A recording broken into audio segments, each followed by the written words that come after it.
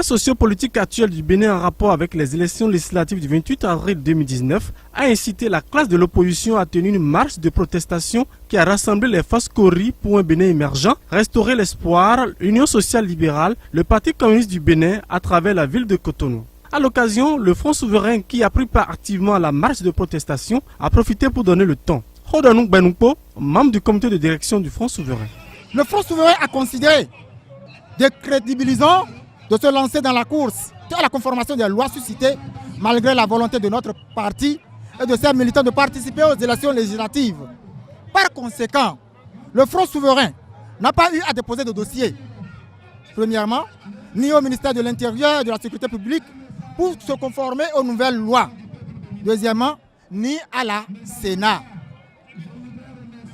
L'actualité brûlante lui a donné raison, vous-même vous le voyez. Face au président de la République le 6 mars dernier, de l'impossibilité de se conformer à ces lois dans l'état actuel de nos moyens. Au vu de tout ce qui vient d'être énuméré, voici donc la proposition du Front souverain pour la paix et pour une participation inclusive de tous les partis politiques de notre pays aux élections législatives s'ils le souhaitent. Premièrement, supprimer purement et simplement le fait générateur de la crise, c'est-à-dire abroger la loi 2018-23 du 17 septembre 2018 portant charte des partis politiques en République du Bénin et 2018-31 du 9 octobre 2018 portant code électoral en République du Bénin. Leurs éventuels rafistolages, contournements ou arrangements pour permettre, coûte que coûte, aux partis qui n'ont pas réussi à se conformer de façon crédible de se présenter serait un signal fort d'injustice sociale envoyé à tous nos concitoyens, même dans l'hypothèse d'un argument par notre consensus national à valeur constitutionnelle établi en 1990.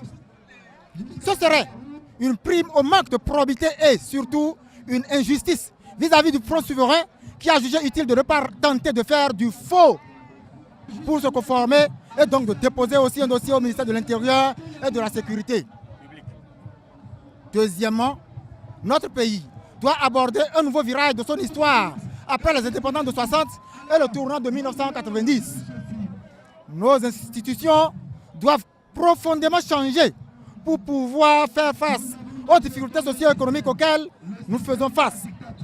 Le chômage alarmant de nos jeunes diplômés ou non, le délabrement de notre économie face à un monde globalisant qui va très vite.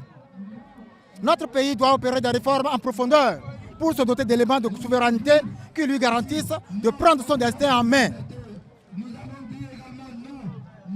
Aussi, notre parti politique, le Front souverain, défend-il la vision LMA, notre langue, notre monnaie, notre armée.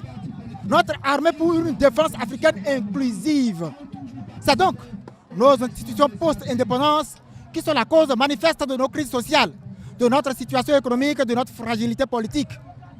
Le Front souverain demande à notre honorable Assemblée de saisir l'occasion de cette crise pour rassembler toutes les forces vives de notre nation dans ce qu'on appelle conférence nationale patriotique pour la vision LMA. Voilà nos deux propositions, cher peuple béninois. Voilà nos suggestions. Voilà la position du Front souverain pour la vie politique de notre pays et pour l'avancée réelle de la démocratie dans notre pays.